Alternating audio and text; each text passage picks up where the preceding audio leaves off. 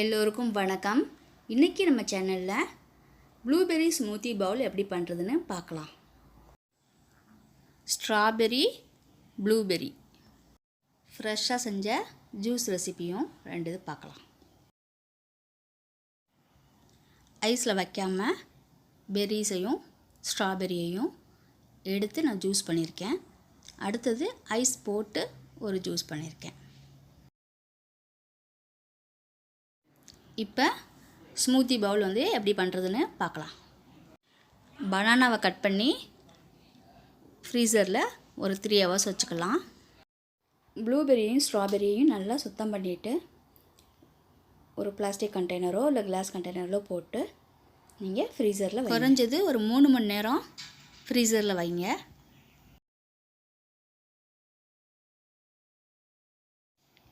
இப்போ ஃப்ரீஸ் பண்ணி எடுத்தாச்சு திரும்பவும்.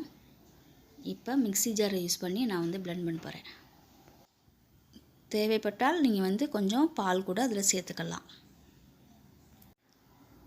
ஒரு 5 to 6 minutes நல்லா பிளெண்ட் பண்ணியாச்சு. இதில் எந்த சுகரும் ஆட் பண்ண வேண்டியதில்லை.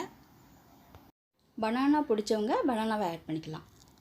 சுவையான blueberry and strawberry mixed smoothie bowl ready.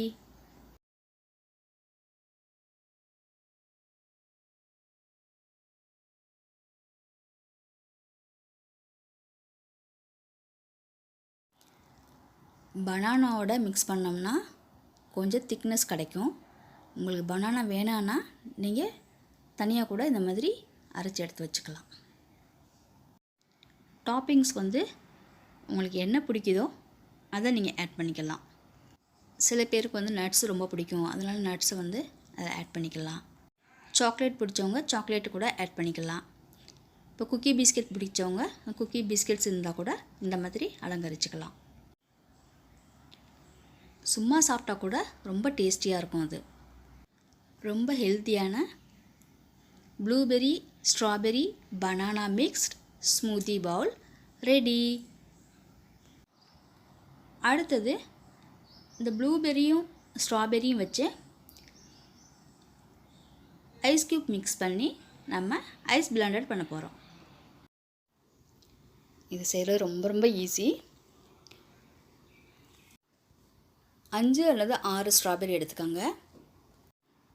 20லேருந்து 30 blueberry எடுத்துக்கோங்க. ஒரு 7 ஐஸ் க்யூப் எடுத்துக்கோங்க. நான் 2 கிளாஸ் போட போகிறேன், அதனால் 7 ஐஸ் க்யூப் போதும்னு நினைக்கிறேன். அப்படியே ஜூஸ் மேக்கரில் போட்டு மிக்ஸ் பண்ணிடுங்க. தேவைப்பட்டால் நீங்கள் ஹனி கூட நீங்கள் ஆட் பண்ணிக்கலாம். ஐஸ் வேணும்னு நினைக்கிறவங்களுக்கு ப்ளூபெர்ரியும் ஸ்ட்ராபெர்ரியையும் மிக்ஸ் பண்ணி சிம்பிளாக ஜூஸ் மேக்கரில் போட்டு ஜூஸ் பண்ணி கொடுங்க.